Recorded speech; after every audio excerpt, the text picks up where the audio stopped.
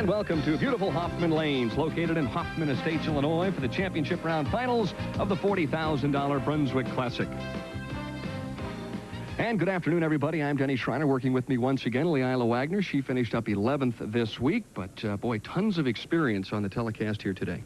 That's right, Denny. Among 4 of our players on the show today, there are 35 national titles with a lot of experience in those top 2 positions. That's right, 24 titles in the number 1 and number 2 spots. Let's meet the 5 participants here this afternoon. Tish Johnson will bowl out of the number 5 position here in the championship round. Meanwhile, looking for her first title since 1977, it's veteran Judy Sutar.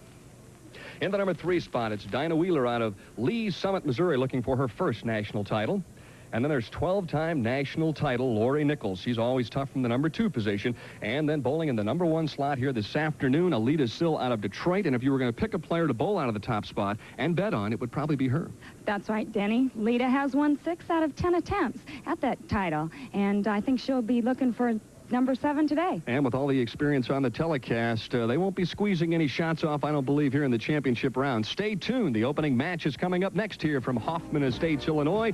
And in that opening game, it's left-hander Tish Johnson against veteran Judy Sutar.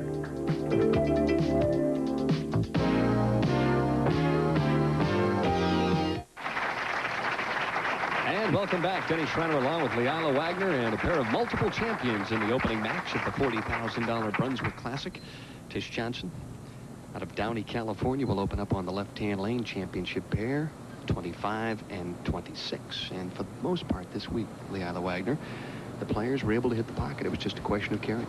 That's right, Denny. You could virtually get to the pocket from a very tight inside knot up the track, or you could swing it a little bit. And both the left-handers and the right-handers had pretty much an equal condition out here. Well, Tish swings it from the left gutter into the pocket and strikes on her opening shot. Tish averaged 205 on the television pair, and there's your first look at veteran Judy Sutar.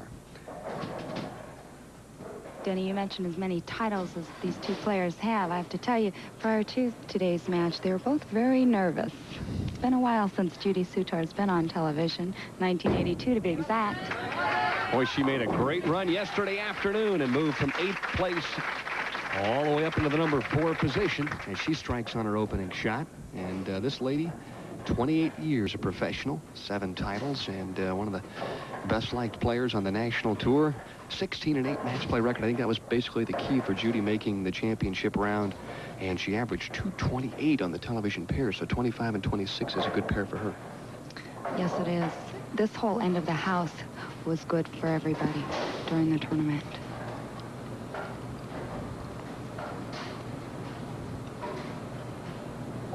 Trying to open up with a double to put a little pressure on Tish Johnson, and the half-10. And the stands on lane 25, so our first fair attempt of the afternoon. A marvelous championship round here today. Denny, you'll notice her ball just doesn't quite make the drive into the pocket here, leaving the 6 pin in the channel. Not quite getting the reaction to get the 10 out. Judy, probably the straightest player of the championship round participants today? Yes, I would say so. Other than Lori Nichols, who also likes to play straight up, she likes to swing the ball a little bit more. But Judy is what we call, has a spin, and she likes to go very direct towards the pocket. It was very successful for her this week. Yet she's been bowling real good all year. She finished 2nd in the WIBC All events, which is very tough to do. Yeah, she told me that she hasn't been bowling a lot, but she said, I've just been bowling so well the last 3 or 4 months that she felt very confident coming in this week. And she's got her hands full though in the opening match with Tish Johnson, who's been one of the better players on the LPBT tour through the summer and fall, as she ends up a little bit light on the right-hand lane. Tish mentioned to me before the telecast that this pair seems to be a little tighter than most of the lanes were throughout the week. Well, Denny, I think that has to do with the fact that there isn't as much play on the left-hand side, and we do not strip our lanes every night, and the conditioner has a tendency to build up, and there's more play on the right-hand side of the lane. So you're going to get a little bit of tight over condition by the television show for the left-handers.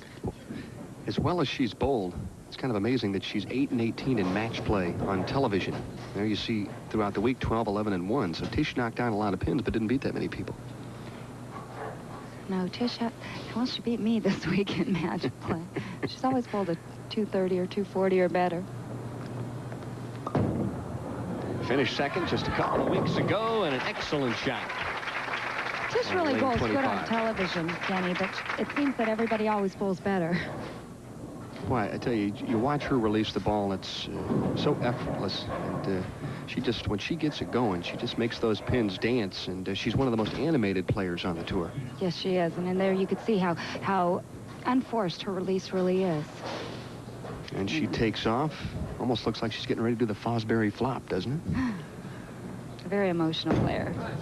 Yeah, she'll do some high jump when she strikes. Judy Sutar with a very solid shot on lane 26. Judy told me that, you know, she's been a member of the Brunswick advisory staff for 27 years, and she said, you know, coming into this tournament, it's sponsored by Brunswick. I really wanted to make the championship round, and, you know, there were tears of joy in her eyes yesterday when she qualified. Well, that's right. Judy's been in a tough position here with the extra pressure of having it to be a Brunswick tournament, and she's been close a couple times and not made the television final, so she was feeling that extra pressure. She never let down, though. She had a great round yesterday to make it in. Shot a big game, the final game, 250 plus. She started out with the first 6 strikes. That's a way to put a little damper on your opponent there. Well, this time she swings it a little wide. Had a good time with her this morning joking around. I said, Judy, you've been a member of the Brunswick advisory staff for 27 years? And she looked at me and said, yeah. And I said, you mean you started when you were 2 months old and you made your first appearance when you were 2 months old? Here you see Judy's ball deflecting as it hits the head pin, kind of catching the oil a little bit too much, not getting the drive. The left-hand lane obviously a little bit tighter perhaps than the right, so Judy Sutar, being the true professional that she is, will have to make an adjustment either with speed or ball angle or her feet on lane 25. If she doesn't, she's going to have some problems. Sets this one a little short, leans into it, and she chops the spares. So the first open for either player comes in the 4th. Tish Johnson, while sitting on the bench, takes a 12-pin lead in the opening match here in Hoffman Estates, Illinois.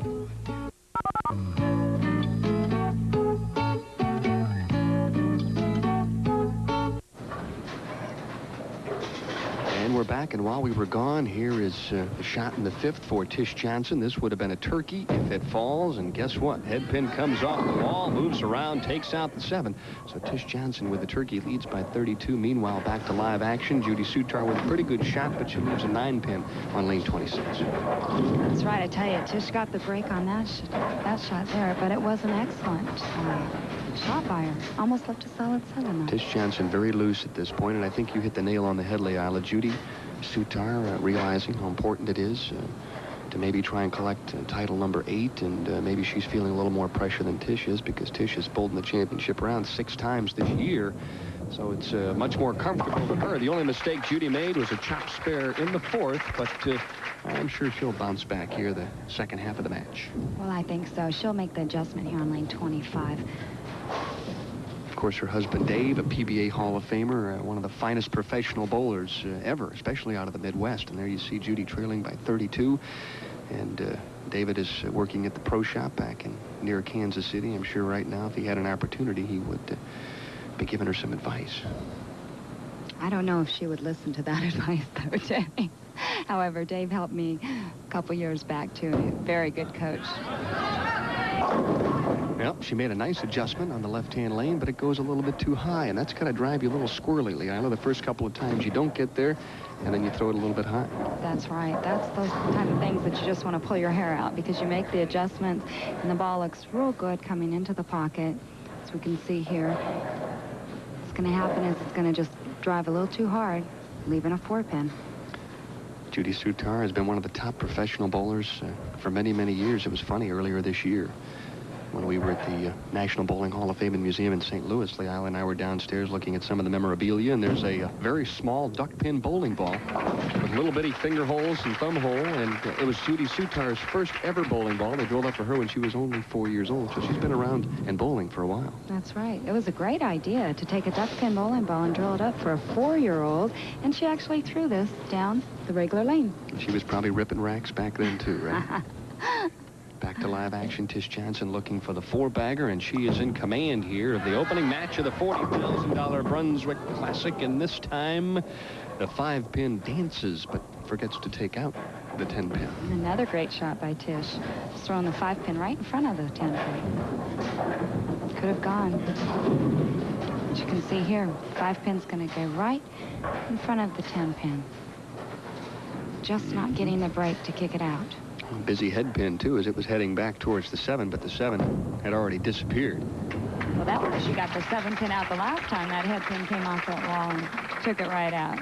Tish's last victory, the LPBT National Doubles, which was played at Samstown in August. Her partner was Jeannie Berry, and they teamed up and bowled very, very well. And the LPBT Tour in the not-too-near-distant future will be heading back to Samstown for the National Pro-Am, big $100,000 tournament. Of course, the finals live on ESPN. That's right, Denny. It's a great first-place prize there, $25,000, and that'll be in just 2 more weeks. Bit of a pull that time, a little tug as Tish, disappointed with that effort, strolls back and was lucky to leave only 7, I would think. Well, she actually went light on the last 2 hits, even though she switched the pocket. I think she was trying to get more into the pocket, more flush, as we say. And you kind of make those adjustments, and the ball hooks a little too much for you. Tish shooting in the 7th. And she converts a very tough spare. She leads by 29. Judy Sutar will have to muster a charge here in the late go of game number 1 here in Illinois. And during that commercial break, Judy Sutar with a pressure strike on lane 26. Judy still with a possible 227. But she's got plenty of work left. That's right, Denny. Judy actually has to get a double here to put any type of pressure on Tish. She's going to get it. Oh, that has been the tough lane, and I don't think Judy could have thrown it any better than she did right there and left the solid 10. No, she couldn't. Actually, Denny, as you noticed this week when you were here and watched a little bit of the bowling, ball comes out just a little bit behind the head pin there and just throws that 6 right behind the 10. And she wanted this. And you could tell it right here. She's very disappointed. Well, she is. That was the shot that she knew she had to make to put herself in a position to win the opening match. And basically now she's just going to have to hope for the best. You can bet Judy's kids at home were hoping that would go down. She has 4 kids, all very close to the same age. And Roy, her son, was a flight attendant for the competition, I might add. For an airline to be left nameless, right? That's right. It was funny, I was asking Judy, I said, why are you bowling so good? And she said, well, Denny, I kind of hate to say this, but the last of my children is off at college now, and it's kind of nice. A little quiet around the house, but I'm so much more relaxed, and I just had to chuckle. At this point in time, the 7 pin is a little late, but it falls down nevertheless, and Tish Johnson really has applied the pressure to Judy Sutar. Once again, a great shot. Looks like Tish is very lined in. She gets all the pins, Johnson. Once again, throwing that 5 into the 10, and the 7 goes just at the last minute. She's definitely getting delayed reactions on the pins, Denny. There we go. Well, she's a lot of fun to watch. She's worth the price of admission to come in, believe me. Well, that's the solid left-hand cross that just might spell defeat for Judy Sutar, because Tish at this point, if she goes off the sheet, could shoot 246. And there we look at the socks of Judy Sutar, and that's another story in itself. Fashion designer Leila Wagner, you took part in that, didn't you? Yes, I did. Judy held up her socks this morning and said, Leila, how do you like my socks? I said, Judy, you have to wear those today on the show. Your kids will be proud of you. And we all know how important those socks are to your bowling game, Leila. They are. They are. However, I don't think I'll tell her to wear these socks on television just let me ask you anymore. one question. Are they in that position because the elastic is not tight enough and they won't stay up, or is that the way they're supposed to look? No, that's the deal, style. Huh? Okay. That is just style. checking. I'm just checking. You haven't been reading your fashion magazines lately? I don't wear mine down like that. I guess that's maybe I should start. Maybe that's the key. All right. Judy Sutar with a possible 207. And right now, bowling more for posterity and pride than anything else. She has to feel good about the way she bowled here, though. Come on, how about a strike on that left-hand lane, and it finally falls, and Judy turns around and says, well, not bad. It only took me 5 shots to get a strike, but I finally did. That's right. That 4 pin was a great shot. The 10 pin on lane 25 was a great shot. Boy, when you really think about it, you're right. She could have shot 247 if she strikes. She threw 2 great shots in the 6th and the 8th. That's right. Right around all those strikes, and those are the key to carry. And unfortunately, it didn't go her way on this game. One of the best instructors in the game, Tom Kouris, was on hand this week watching the Lady Pros Bowl and was explaining to me that the key hit in bowling, the one that will send you to the pay window more often than not, was tripping the 4 pin. As we saw the 4 trip out, but the 9 forgot to go. But Tom said, hey, you start to trip that 4, and you better hire yourself an accountant. I'll have to remember that. Once again, the ball driving a little bit high. However, she could have got the break on it, and she did get the break when the 4 tripped. And the 9 pin just didn't go. And that vertical 2 pin off the wall takes out the 4, but the 9 pin. Solitary 9 will stay, so it's a 196 for Judy Sutar, which is obviously not going to be enough, considering the fact that Tish Johnson has 156 through 7 with a double in the 8th and the 9th. Nice performance by the veteran Judy Sutar, who will be leaving in the next couple of weeks for Columbia to work some exhibitions for Brunswick. They have a brand new bowling center over there. That's right. Well, how big bowling was in South America. She's getting there. Well, she's been a marvelous ambassador for the sport of bowling, not only at the professional level, for the better part of a quarter of a decade, and nice to see her back on the telecast. And the other thing is she's an excellent golfer, too. I've had a chance to play golf with her a couple of times this past summer in Edmond, Oklahoma. Judy loves her golf game. Oh, yeah. And Dave just loves it when Judy beats her. You ever see a Hall of Famer cry? It's really kind of a sad state. I've played with both of them before, even though they probably won't admit to playing with me because I'm not very good, but... Well, we know who the best bowler in the family is, obviously, but sometimes the golf is kind of up for grabs. And there you see for the week, $1,800. And I'm sure she's a little disappointed, but she bowled well. The only problem was Tish Johnson bowled just a touch better. Tish Johnson finishes out with a 223-196 victory over veteran Judy Sutar. And coming up next, it's Dinah Wheeler out of Lee's Summit, Missouri. So stay tuned.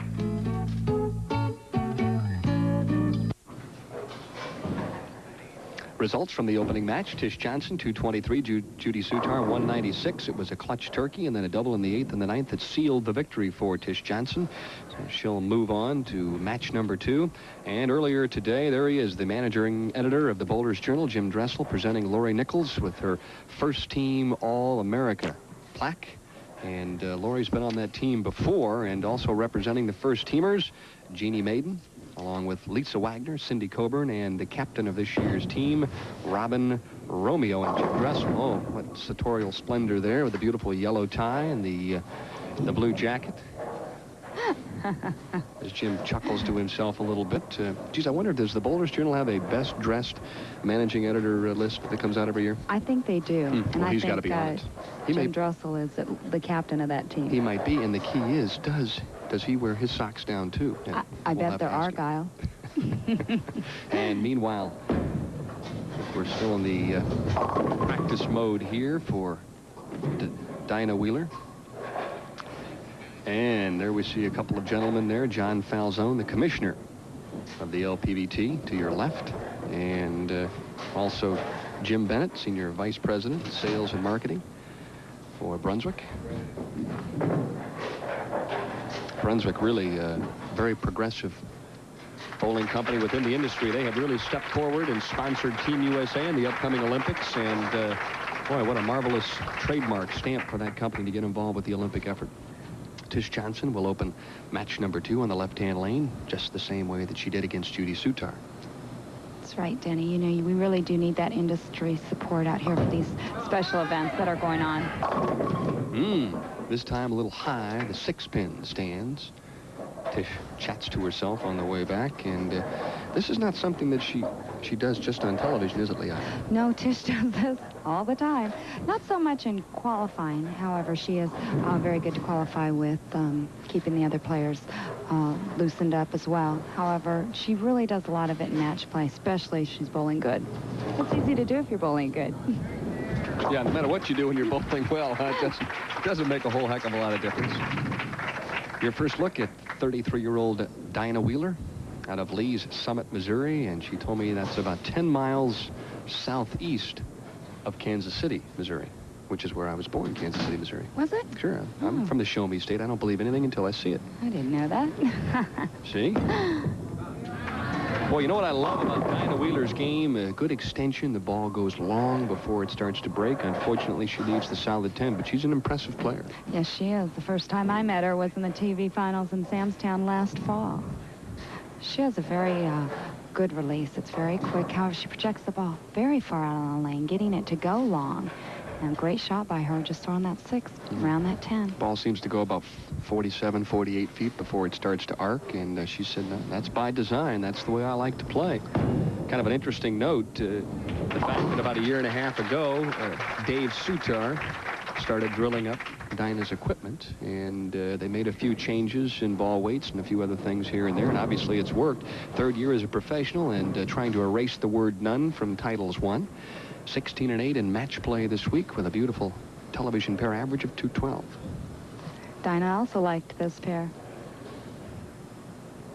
Well, Dave and Judy have 2 pro shops there in the Kansas City area, and I think they've helped a lot of other pros, as well as Dinah, with their equipment. Leila mentioned Dinah's last television appearance, so she gets a bad break and leaves the solid 9. Was at Samstown last year when she defeated my partner in the semifinal game and went on to lose to Aleta Sill. So we could see history maybe repeat itself this afternoon if she gets by a couple of people, and maybe she'll get another shot at Aleta. Well, that's a possibility. Overall, 1-1 in a championship round appearance, Dinah Wheeler. Career television average is just 188, but it was good enough to win one and lose one. Dinah really started coming out in the last year, 2 years, more full-time than she has in the past. She did bowl occasionally, one tournament here, one tournament there. And since she bowled so well in Samstown last year, she's been bowling a lot lately. Opening stages of match number 2 in the Brunswick Classic from Hoffman Lanes in Hoffman Estates, Illinois. Located about 15 minutes west of the O'Hare Airport. For those of you geographical buffs out there. A little chilly here this week. Had a few snow flurries, didn't you? Very cold, very cold. Wind chill factor was in the teens. We're back in the Midwest. Next week in Rockford, Illinois, Don Carter Lanes with a $50,000 Midwest Hammer Open as Tish Johnson, with her first error of the afternoon, kind of opens the door up just a little bit for Dinah Wheeler.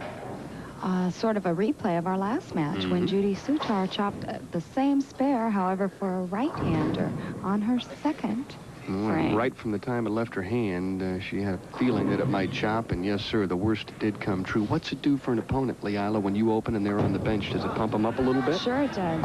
It gives you that little bit extra, just saying I can do it. I don't have to necessarily strike here. And I can just get up there and stay clean, and it makes you looser to get up and throw your shots.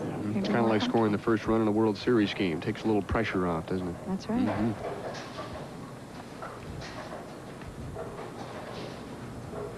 Tish definitely isn't getting the strikes that she had there in the first game. However, the game is still early. The game is still young, as they say. Well, those lanes constantly change throughout the championship round, don't they? They do. The television lights have a tendency to dry out the right lane if the lights are on the right-hand side a little bit more than the left lane. And the players are playing on them, so that also changes the oil around a bit. Dinah Wheeler was never lower than 7th at any time this week, and moved from 5th into 3rd place in yesterday's final round of match play. Was as high as 2nd, though, after 3 rounds of play, so she had a shot for a while to qualify in that number 2 position. Matter of fact, she bowled Aleta Sill in the position round game yesterday afternoon and lost, and Lori Nichols went by her, as this time she throws a good shot in the right-hand lane and strikes. Well, her and Lori were battling back and forth for that 2nd place position, and Dinah doesn't leave the 10 pin this time. As you can see, all 10 pins right in the pit. Director Brian Sipe, producer George Smith. Boy, these gentlemen have come up with some pretty good shots already, haven't they? They have.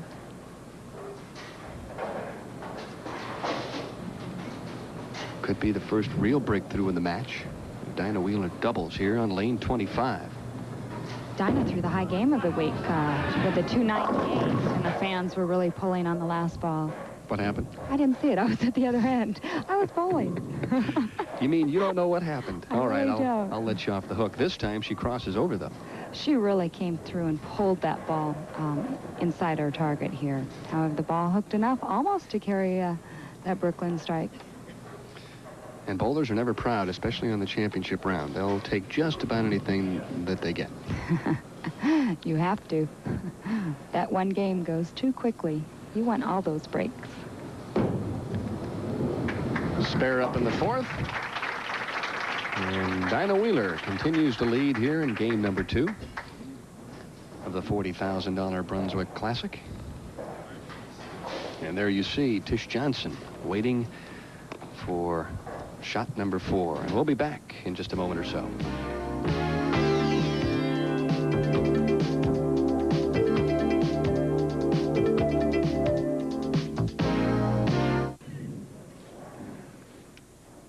Dinah Wheeler sitting and waiting. And while we were away, Tish Johnson converted the 1-3 spare. There's a little commotion going on, Danny. I think Tish just got a little riled up and basically threw a bad shot. Got a little fast with her feet. Well, it's amazing how quiet it gets during the championship round. And she bounces back with a bit of a wall shot on lane 25, but it's so quiet when anybody does make any extraneous noise, it has a tendency to throw you off a little bit. That's right. Here, Tish has her pins dancing again. And this is the way she carries. Boy, that head pin did the job, didn't it? Yes, it Took did. out the 6 pin and the 10. She needed it badly, wanted it badly. Look at those eyes. Got it. Back to live action. Ooh, this one a little high, and Dinah Wheeler has been flirting with the head pin the last couple of shots, and this time it jumps up and bites her. I think as you want the strike a little bit more, you have a tendency to pull the ball a little farther to the left. She did it again, and her speed was too slow where the ball didn't set and hold into the pocket. When you get on that television, or get in that television match play, you once again have a tendency to go back to those natural characteristics and not to throw the ball hard. You slow up and you let up on your speed when you really need a shot, rather than projecting the ball and keeping your speed up. Let me ask you this, Leon. I talked to Judy about her approach to the championship round. She said, Denny, I just pretend as if I'm not on television. It's nothing but just a one-game match. And, what's been your philosophy? Well, Danny, ever since I've been up here working with you, it's actually been easier for me to bowl on television because I feel that I kind of know everybody out there, and it just makes it easier for me. But it's very tough, and it was very tough to bowl on television. Yep. It's hard to block those cameras out, even though you tell yourself to. It's just tough because it is so quiet in here. And the shot of that couple that you saw just a moment ago, it was John Summer and also his wife, Nancy. John, there you see him, the chairman of the board of the LPBT, the man responsible for the LPBT on ESPN. It's been an excellent association. Tish Johnson running it out, and she doubles. Well, she's come back with a double in the 5th and the 6th. The match was even, but now Tish Johnson leads by 10. Well, that's a sign of a true professional right there. One opens the door, and the other one just jumps on it with a perfect strike, getting the break, and the 4 hits the 7. Not really a break. It should have gone in the first place, but... Well, when she gets that arm swing loose, gets that ball rolling, it really does roll heavy. Anything around the pocket seems to come up a strike. Tish's pocket doesn't seem to be just the 1-2. Ooh. The better she throws it, it seemed there. Ooh, glaring at the 7 pin that time. Huh? Well, it was a great shot. She just wrapped that 7 pin. And here you can see it coming up just behind the head pin, the 4th throwing around the 7. Well, the 4 never even came close. She thought it was going to go. Little lean-in shot there. Didn't We're work. hoping that the Ooh, look at top of that pin just catches it, and it will go at the last minute. Well, Tish kind of rides the rail a little bit there and picks off the 7 pin, and we'll be back with more bowling after these messages from your local station.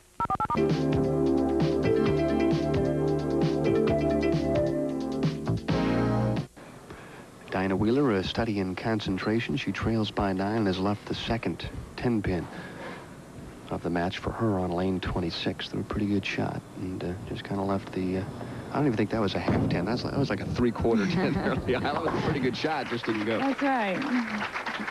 And, of course, you left a few 10 pins this week. How did you find negotiating the 10? You had some problems with it, didn't you? Well, it was a little tough. If I swung the ball, I wrapped the 10, meaning I threw the 6-pin right around it. And if I pushed it up the oil, I threw the 6-pin right around the 10.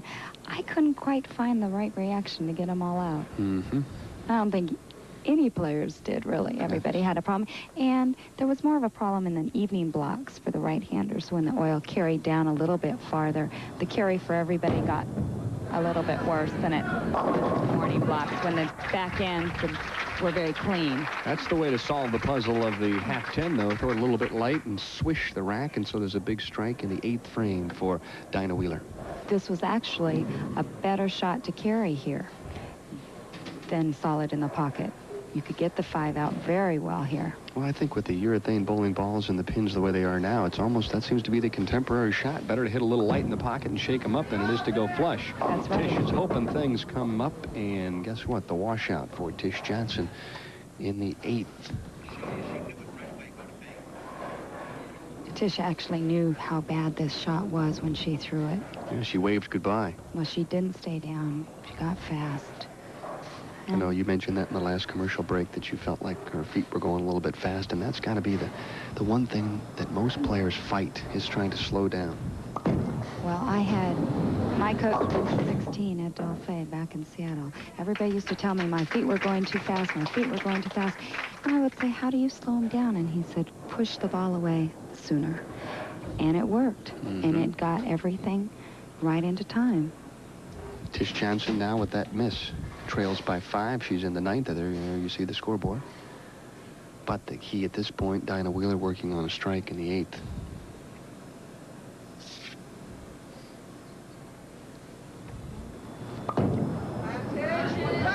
Fans are calling, come on, Tish. Oh, my goodness. I think the head pin got met at the pass, as it were. Didn't quite get back to the 7, so... Tish really wanting that strike here to set it up for the 10th frame, and almost came back, but not quite. Yep, head pin didn't quite get there. Got blocked. A little clipping there, perhaps, huh? They should put a flag on it. Mm-hmm.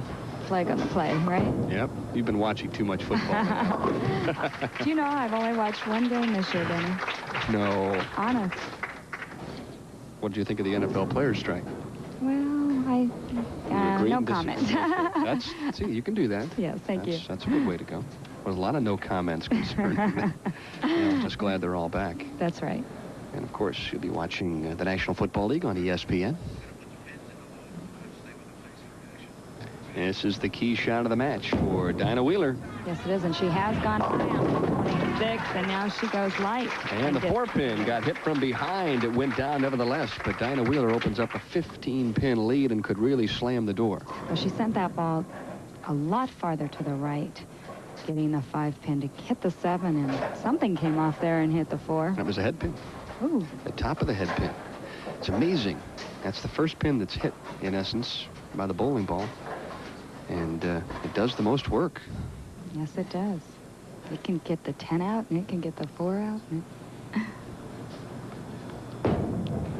This to really put the clamps on. It's a little high, and oh my goodness, we have got a 5-pin count. So as Lisa Ayers-Vint, our statistician, starts to put the numbers together, this could be an interesting 10th frame. Well, she definitely got inside once again, and that ball just hooked instantly for her in the back ends and just dove right through the pins. No, this cut is sharp through. Disaster waiting to happen. She's praying for anything, and then, oh no, it can't happen to me. In the 10th, the match was locked up, and the best that Dinah Wheeler can offer now is 176. And so Tish Johnson needs 16 in the 10th to at least tie, 17 to win. So needless to say, she needs at least a mark and some count. That's right. Tish, sitting on the bench there, did not think that all she was going to have to do is need to mark. Anything can change in these matches. Boy, did she get a big break there. Yes, Let's see if did. she can take advantage of it. Really rips the ball, backs up, spins out, and throws a strike. Well, Tish Johnson, opportunity knocked, and she opened the door. That's right. Tish says, I'm not going to let it slip from my hands this time. And she put a little extra on that ball to make sure she got it up to the head pin. And it almost didn't get there, yet she did. Boy, she's heading backwards. Do me a favor, watch out for that ball return, Tish. Wonder if she's ever gone flying over the top of that, backing up, backpedaling like a defensive back. This time she throws another excellent shot, and it's more than enough. All she needed was to stay behind the line and get 7 or better to win. So Tish Johnson, it's so vital out here on the national tour. When you get a chance to beat somebody, you got to get it done. That's right. And earlier in the 5th frame, when Dinah Wheeler opened up with a split, Tish came back with a double, and once again, a split here in the 10th by Dinah Wheeler. Tish got the strike when she needed it. Dinah Wheeler will finish up in the 4th spot, win $2,000. Meanwhile, that young lady right there from Downey, California, who offers her hand to Dinah Wheeler, will continue to progress here in the $40,000 Brunswick Classic as she moves on now to face the wily veteran Lori Nichols from nearby Algonquin, Illinois. So stay tuned. Piece of cake, says Tish Johnson, who sat on the bench and got a lucky break as Dinah Wheeler opened up in the 10th frame, and Tish went on to defeat her. 180-176. Tish Johnson opened up the championship round with a 223-196 victory over Judy Sutar. Meanwhile, we're to the semifinal match, and Lori Nichols will be the opponent. And if you're not ready for that one, you're in big time trouble. That's right. Lori has a great TV record. She's a tough bowler to come up against on television. Or at any time, I should say. She is just always there. Tish continues to start on the left-hand line and tries to get out of the gate in a hurry, but leaves the 7-pin. Well, I think Tish is feeling really good now. She sort of backed into that last match. However, she got the strikes when she needed them. You know, she's due for a couple of breaks, though, because Renee Fleming edged her a couple of weeks ago when she was the top seed, and then to begin the summer tour in Lake Charles, she led the tournament, bowled great, and Betty Morris shot 280 against her. So a couple of breaks here and there, why, she's overdue. That's true. But didn't you say what goes around comes around? That's right. And she slaps that 7 out of the way, and here's an opportunity to see Lori Nichols, one of the finest women professional bowlers in the world. Actually, Lori's would be considered the hometown favorite here. She used to have a pro shop in this particular center, but she moved on to big things and is now a proprietor of her own, Lori Nichols Algonquin Lanes, located in Algonquin, Illinois. And this is what happened throughout the week, 247 to 203. Now, it's only lunchtime, but Lori leaves the dinner bucket here in the opening shot. Oh, Denny, the dinner bucket. Yes, she has left the bucket. And we actually refer this as the bucket because the 8 is behind it. And Lori not giving it, or giving it too much room and not going straight enough at it. You know, she was smiling before that shot. 15 years as a professional, 12 titles won. Average on the television pair, look at that. That's an eye popper. 240, but you wouldn't know it by the opening shot because she chops the bucket off. Starts with 8, and that's not the way you want to open up the semifinal match. I don't care how good you are. No, it isn't. Lori Nichols is kind of a no-nonsense player, isn't she, Leila Wagner? A no-nonsense player? Yeah, just get up and throw it. Well, you'd be surprised. She really knows where it's going. Oh, no, not meaning that, no, that I she's know not what you're paying saying. attention. She just is very direct, and she knows what she wants. She is, and she's got a great arm swing. She's a very natural player, and she just does get up and doesn't give it a lot of time thinking about it. I'll tell you what I love is the arm swing. Boy, I'll tell you what, that's straight up right over the top of the ear. Uh-oh, as Lori turns around, can't believe it. As she misses the 10, so 2 straight opens for Lori Nichols, and the hole is open. 1 foot is already in. The other one's beginning to slip a little bit. Well, so she's heading in the wrong direction. These are the breaks you were talking that, Tish was overdue for, and these things don't happen to veteran players all the time. This is like winning the lottery. That's right. Oh, a little toppling twins there that time as Tish waves goodbye to the 10-pin and also the 3-pin. Well, the hit coming in a little bit light, the ball deflecting, not getting the carry. However, she did get the break on. That was right on cue. Tish is 310. saying, how about a couple? That's fine. I'll take 9. It's no big deal. Take 9, get the spare, and I'll head on to the next frame. Well, let's face it. If she doesn't make it out here on the tour, she'd be a marvelous charades player. She's a very animated player. And Denny, she has made it out here on the tour. I know that. It's a figure of a speech. That's right. 4 titles already.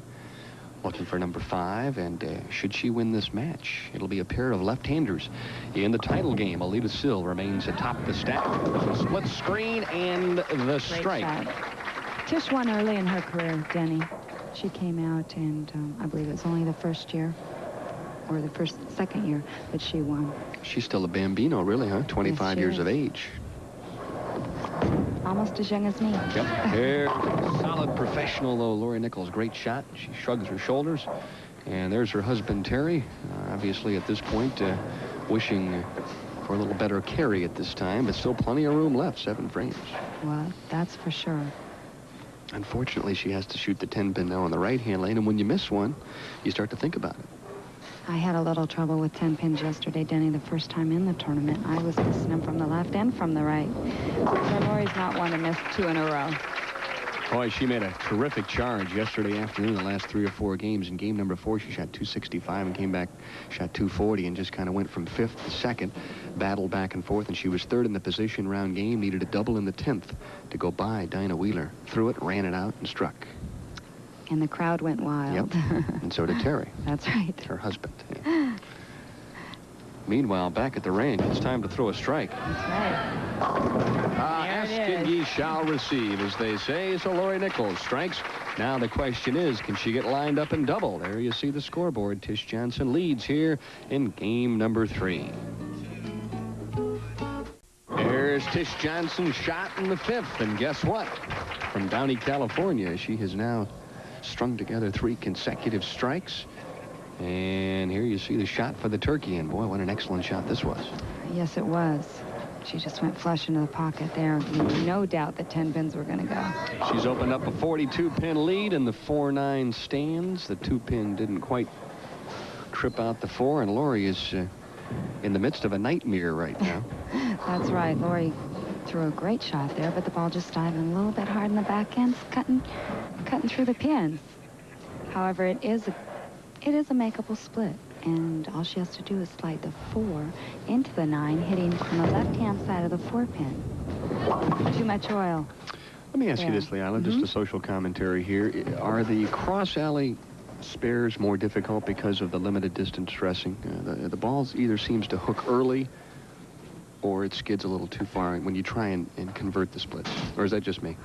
Well, that is true on limited distance dressing. However, we're on a long oil this week, Denny. So here it's just looking like there was the oil in the center, and having to cross to that oil is being a little bit difficult. Okay, let me ask you this question then. Is it the urethane finish and the urethane bowling ball, so they overreact? Yes, they do. I knew I'd find it sooner or later.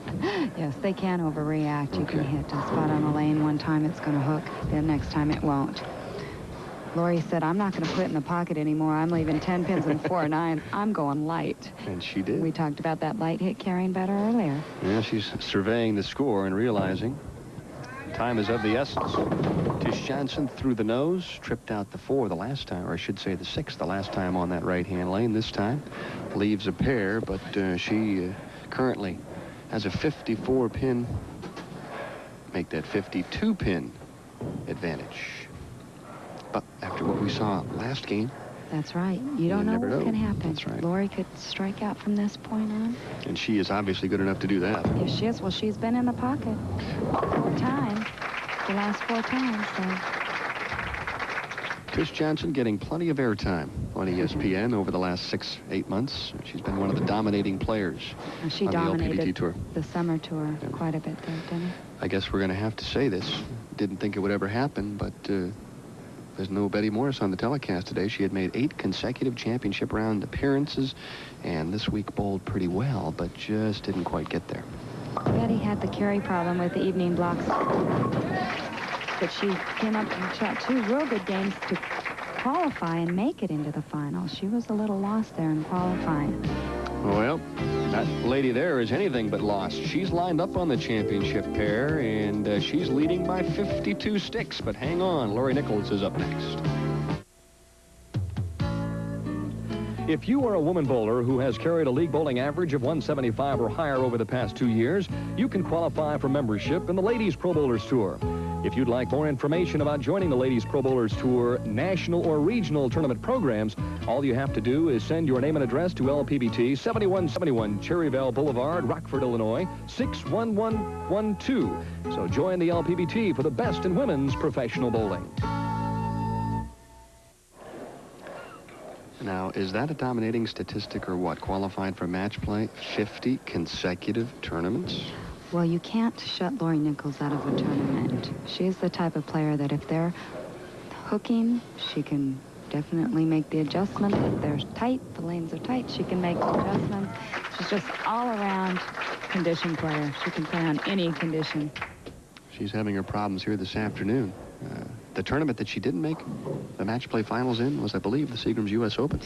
Of all the tournaments. Yeah, biggest tournament of the year. $200,000, $40,000 for first. And I'd venture to say that the U.S. Open in 1988 will probably find Lori Nichols in the finals, huh? I would think so. However, she's putting in 12 to 14 hours a day now that she's taken over a new bowling center. Bad shot there as the rail is left. The 1, 3, 6, 10. Tish has missed the headpin 3 times on lane 26. If she gets faster, she just can't swing it as much on that lane. That shot seemed to be quite a bit harder yes, than the her other ball ones. speed was quite hard. Tough spare conversion, and she makes it. That was picture perfect, and that's not the easiest spare in the world. No, it isn't. You can think that you have it, and all of a sudden that 10-pin doesn't go. Well, she loses some count, but she still leads by 44, and there they go. Watch them disappear, one after another. Trying to cool off those fingers, dry them out a little bit. Commanding lead. A nice lead with only 2 frames to go. Possible 237 if she strikes out. And remember I was talking about tripping the 4? Well, geez, Tish just did it right there. Unfortunately, she's left-handed, not right-handed. Boy, Lori Nichols spends no time whatsoever. Grabs it, loads up, and she's on the approach on lane 26. That's what I said about being a no-nonsense player. She's not going to waste much time up there. Strikes, and it's going to be a little too late, though, I believe. 193, the best possible score that she could shoot as Lori shakes her head, and she'll have to come back and play another day. That's right. Unfortunately, that shot in the 8th frame, if she could have struck there, she could have put the pressure on Tish. Well, if she doesn't double on the 10th, Tish basically just has to stay alive in the 10th frame. Lori had a good first half of the game, just couldn't carry him. Unfortunately, couldn't pick up the spares. And now she makes the adjustment. Watch back, and she looks a little irritated. Before the show, we chatted, and she said, yeah, Denny, I have a ton of experience in this house in particular. You mentioned that she had a pro shop here, and she used to bowl quite a bit here, and she said, you know, I know these lanes better than probably anybody in the championship round. And then she winked, and she said, you know, that could be a problem, too. You never know. That's right.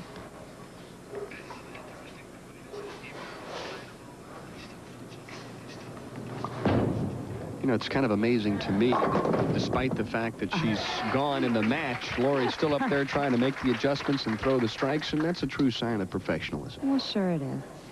She wants the best possible score, too, because that's what goes down in the record books. It's amazing. She's going to throw 7 strikes if she strikes in the 12th, and she's only going to shoot 193 because she had 3 opens. Started with the bucket, missed that, and then missed the 10-pin, and boy, that was all she wrote.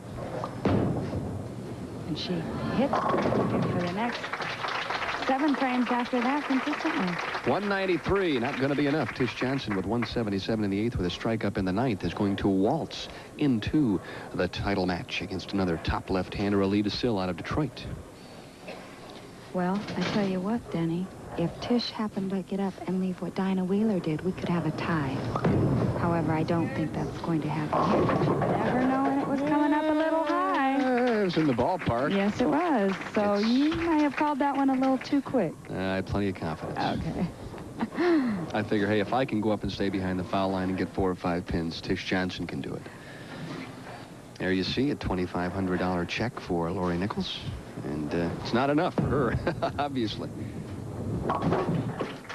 She is a pleasure to watch bowl, though. Boy, when she gets it going, she's the kind of player that can shoot 800 at you in a tournament.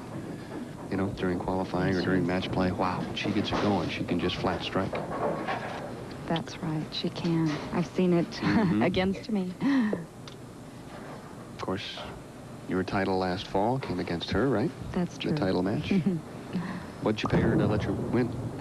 Oh, that was only a joke. That was only a joke. I know, it was only a joke.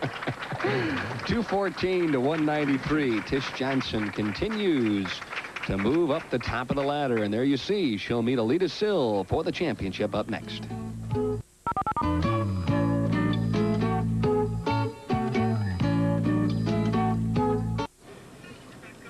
And there's a panoramic look at palatial Hoffman Lanes in Hoffman Estates, Illinois. And there you see the other finishers. Aleta Sill's roommate, Dee Dee Davidson, finishing up 6th. Anne-Marie Pike, who's bowling well of late, in the 8th slot. Wendy McPherson, who won last week, in 9th. That's right. My favorite player, Leila Wagner, finishing up 11th. Mine, too. Uh-huh.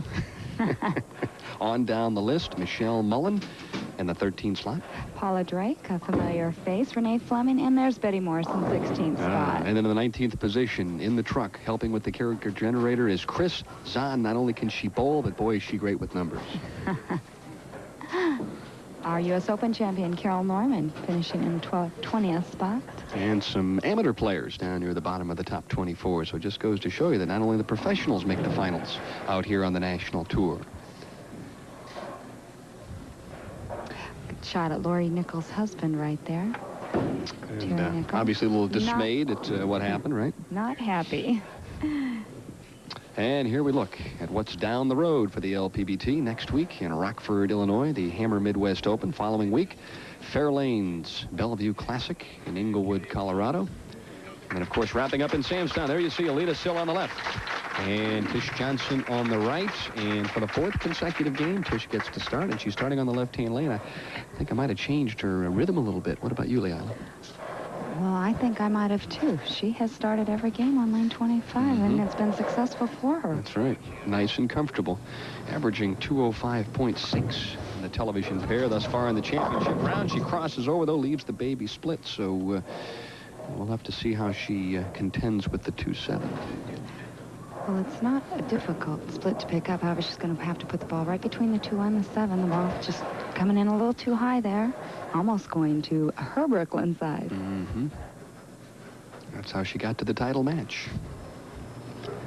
Key shot, and she slips a little bit. That one isn't quite going to get there. Got to the foul line, realized that she might have gotten there a little too soon, but you just had a feeling as soon as she let it go, the ball wasn't going to hook back.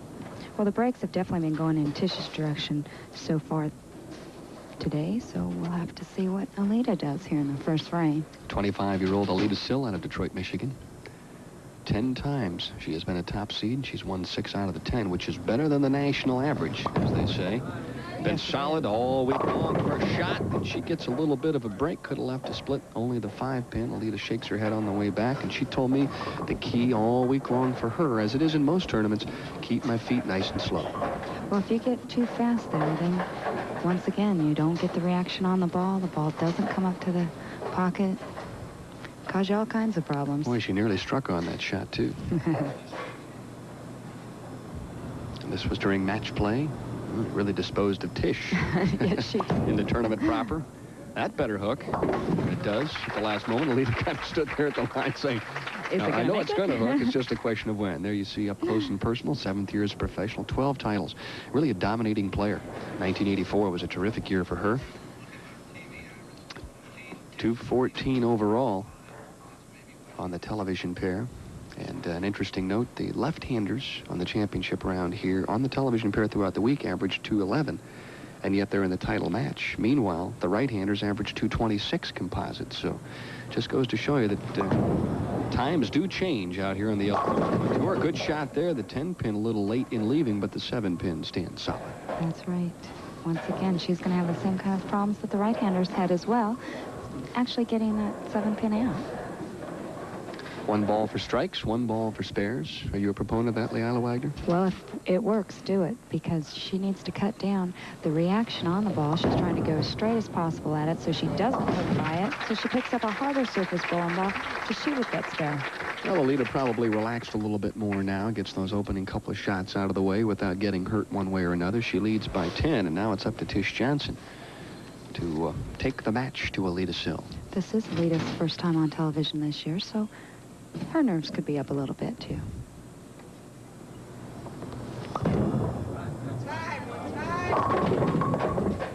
This time a little slower with the feet and also the ball speed, and that one through the nose as well. So Tish Johnson with some adjusting to do here if she hopes to keep the pace with Aleta Sill. Actually, the last 3 shots that Tish threw against Lori as well were not very good shots, so she definitely has to make some adjustments on these lanes. Let me ask you this. Does your approach to the game change when you get to the title match?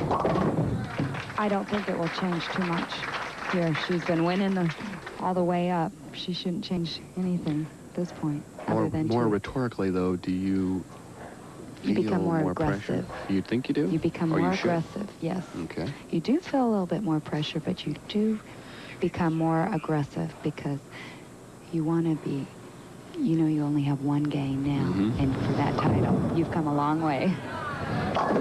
And that shot came a long way, but the 7-pin stands. I have a feeling this could be a battle of spares, huh? If I'm not mistaken as well, it's the first time that Tish has trailed early in a match. She's pretty much been ahead most of the way.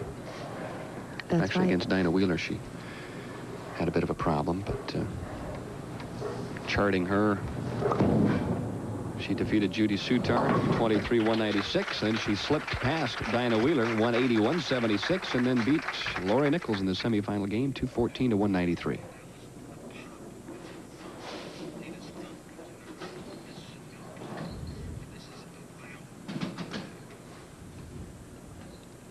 Aleta Sill in the third. Aleta also has a very fluent game, as Tish does. We find that that's true with most left-handers. It's almost natural for them to throw a hook. Slaps her hands and gets a wall shot there. A light hit, however, she got the break that time. The 5 didn't stand as it did on the last time on lane 26. Good crowds all week long, and the LPBT will be just up the road next week in Rockford, Illinois. It makes traveling nice. That's right. You don't have too far to go. That's where the home office is. All the staff folks will be happy about that, I'm sure. We've always had a wonderful tournament at Don Carter Lanes. The scores have always been real good. It's been an interesting kind of a tournament, too, hasn't it? Because they've never had a dual champion there, haven't they? They've had like 15 different winners. That's right. We call the Rockford Jinx. And I believe Lori Nichols will be defending her title there next week, so she'll want to try to change that, I'm sure. That's kind of amazing when you think about it. Yes, it is. Yeah. And they really believe in that Rockford Jinx. Yeah, well, if you've So been a defending champion, I guess you have. Yes, a spare up in the 4th frame for Aleta Sill. She leads by 11 pins. Which is not too much of a deficit here this early in the match. Tish Johnson never lower than 5th at any time this week in this event. Oh, she needed a little help, and she got it. So both players fishing, bobbing and weaving a little bit, and nobody's really flush in the pocket at this point. No, they aren't. Now, Tish definitely made the adjustment on lane 26. She's been going high. She went a little bit light, yet she got the pins to carry for her. And she wanted that. She needs to stay right 1 with 1 here with Aleta.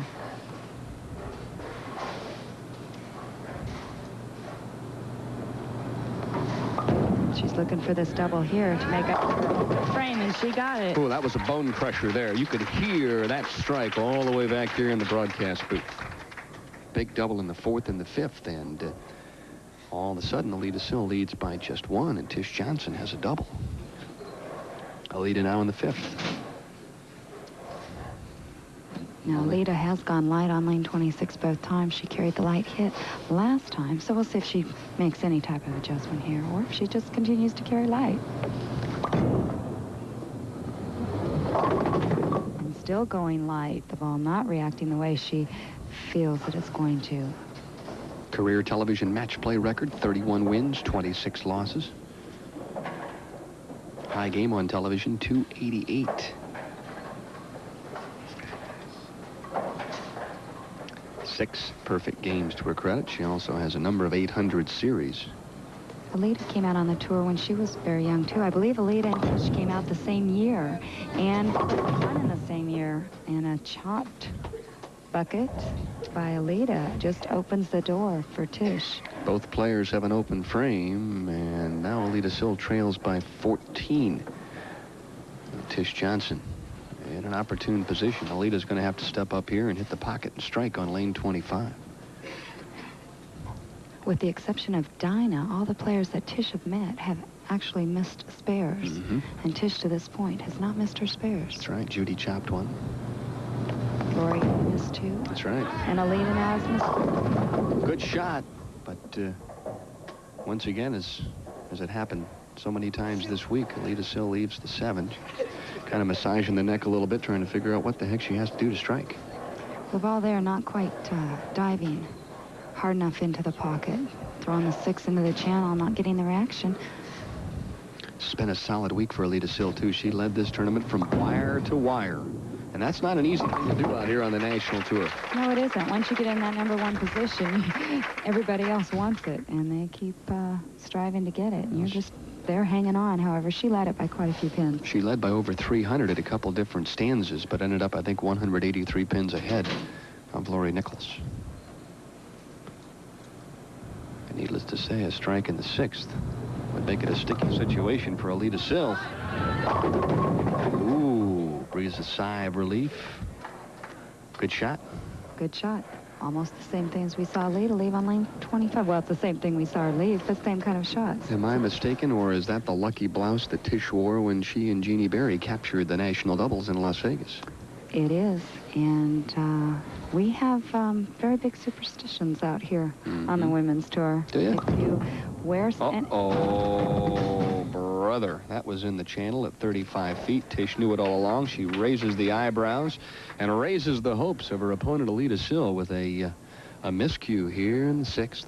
It looked like she just got way too fast off balance, throwing the ball to the left. She knew it the minute she let it go. Doesn't look any better from that angle either, does it? No, it doesn't. Well, it's a 1-pin match. Do you want it? No, I don't want it. You take it. No, I'll take it back. That's the kind of the match it's been.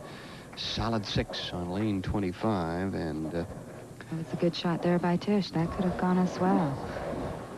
I think she's feeling the pressure here being in this. Well, it's a $4,000 game, Leila Wagner. $8,000 to the victor and $4,000 for the person who finishes second. That's a big pot game, Denny. Pressure continues to grow, and it's a 1-pin lead for Tish Johnson. Aleta definitely wanting to get up and put the pressure here on Tish by striking. She's gone light 3 times on this lane.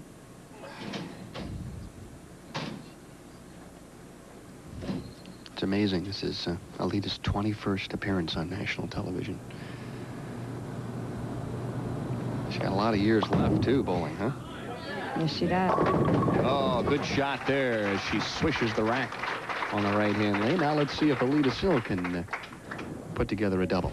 Looks like she actually got out of that ball a little bit better, giving a little bit more of a turn, as we say, and she got the pin action. Another key Aleta talked about was the fact that she really worked hard and stressed staying down and through the shot. She said, when I did that, Denny, I got a pretty good reaction. So maybe that's what she's thinking about right now, as she needs a big double here in the 8th. That's very important in my game as well, Denny. If I don't stay down, the bowling ball's off. And there it is. 6th pin. That slapped silly that time. And so she leads by 9 with a key double now. Pressure back on Tish Johnson. Oh, this is why Aleta has won from so many times from that #1 position. She can put the pressure on. Yeah, she's an excellent player in the clutch. She's got 12 titles, looking for number 13. Tish starts to back up, and she slashes the 5 pin out. Well, these players are definitely emotional here in this game. They want that title. Well, hey, this is it. It's money time. This is it. This is it, as they say. Kenny Loggins time. Tish Johnson with a possible 215 if she would strike in the 9th and then strike out in the 10th. Meanwhile, Aleta Sill working at a 224 clip. Tish needs this strike here in the 9th frame to set her up for the 10th. Got foundation frame. That's right. You always look at that very important 9th frame. She's looking at it. She liked it. Oh, yeah. I don't think she was really sure there for a second, but just at the last moment, her life brightened as she struck on the left-hand lane. That's right. Well, we've got a dandy here in the title match of the $40,000 Brunswick Classic. Live and direct from Hoffman Lanes in Hoffman Estates, Illinois. Aleta, once again, will be looking for that carry on lane 26.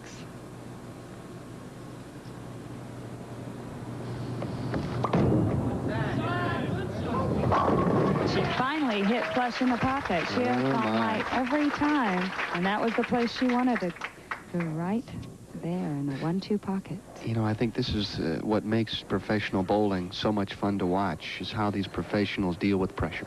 They do, and Aleta has a great approach here. She has a real good push away. It goes straight out in front of her, and that's part of all her timing. Well, she really stayed with that shot. She leads by 9. Keep in mind, with a couple more strikes, she can wave goodbye to Tish Johnson. It's what the professionals want. They want to be in control of their own destiny in the 10th frame of a title match. 2 strikes here. She can do it. And oh, there's that head pin. The messenger came right across and delivered the message to the 7-pin as Aleta now looks at the scoreboard and realizes she's in a great position. Great pin action here. As you can see, the head pin coming off the wall to take out that 7-pin. A great break there for Aleta. Boy, I tell you, hopes, hopes, hopes. Yes, there it is. Boy, that was the key shot. You know, I guess there's always one shot in a title match that you have to make. And if she strikes, it's daddy lockups, as they say. Title number 13. That's right. This strike right here would make her the winner. Tish Johnson looks away. Aleta, there's the split screen. It's through the nose. Through the nose. And that's what Tish wanted. Tish wanted just to be able to get up and at least have the chance to double. 212 now, the best possible shot for Aleta Sill. And that means that Tish Johnson needs a double and 8 to win. Uh-oh. A double and 7 That to was a win. costly mistake. 211. Now it's Tish Johnson. Tish not wasting much time. Obviously, you got to take it one shot at a time as she concentrates. I think she's trying to just slow herself down a little bit. She knows she's won these. She's just going, come on. Taking Give a it lot to of me. time. Nice and relaxed. Gotta have it. And it's not going to be today as Tish gives it the 360. Aleta looks up and realizes, oh my, I win. Tish Johnson leaving the 3-pin spare. And so Aleta Sill, as there you see her, realizing that it's victory number 13. And this one did not come easy. No, it didn't. Tish gave her a definite run for her money there. And Aleta wasn't real confident being on television today, as we've seen her in the past. Tish Johnson chops the spare, but it was all academic at that point. Final score, 211 to 180. And there you see the winner of the $40,000 Brunswick Classic, 25-year-old Aleta Sill out of Detroit, who is still having problems realizing that she's a winner. And this might have been the shot that locked things up for Aleta Sill. Oh, a good extension there. Good shot. Did she like it? I think so. Is it going to strike? Maybe. Oh, there it is. Yep, that was the shot in the 11th that locked it up for Aleta Sill. And there she is, the champion of the $40,000 Brunswick Classic. And Aleta, leading a tournament is difficult enough, but trying to win from the top spot, is that even tougher? Well, I think it is, but I've won more of my titles from the #1 spot, so that's where I'd like to be. Leila, do you have a question for our newest champion?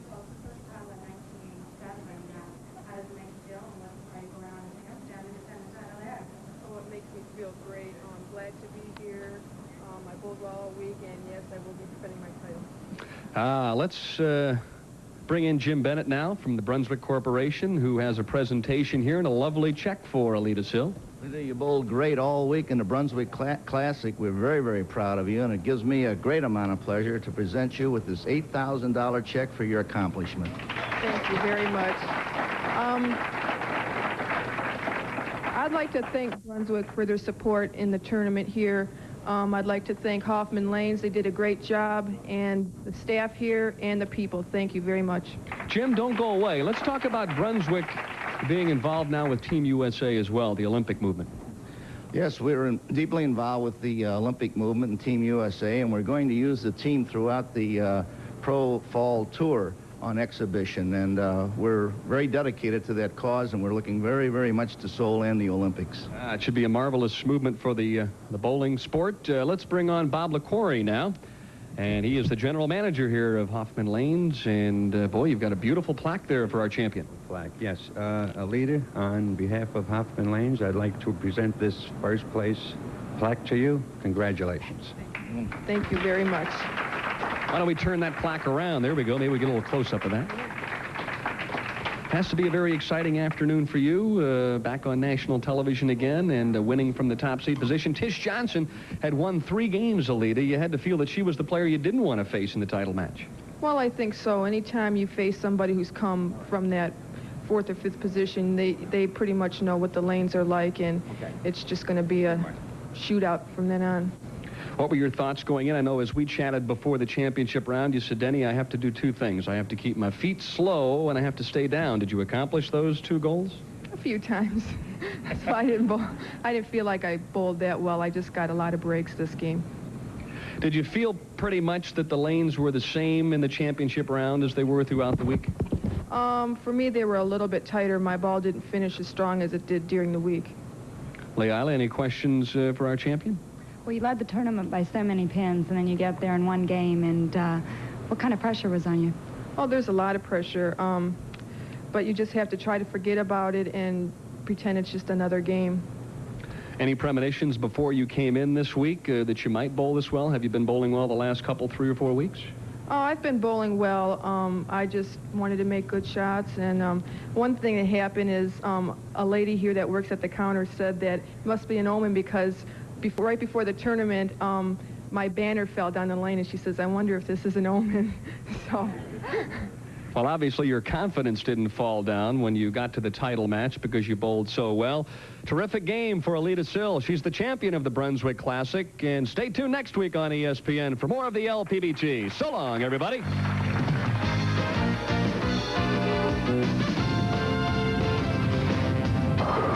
Next week on ESPN, it's the championship round finals of the $50,000 Hammer Midwest Open from Don Carter Lanes in Rockford, Illinois.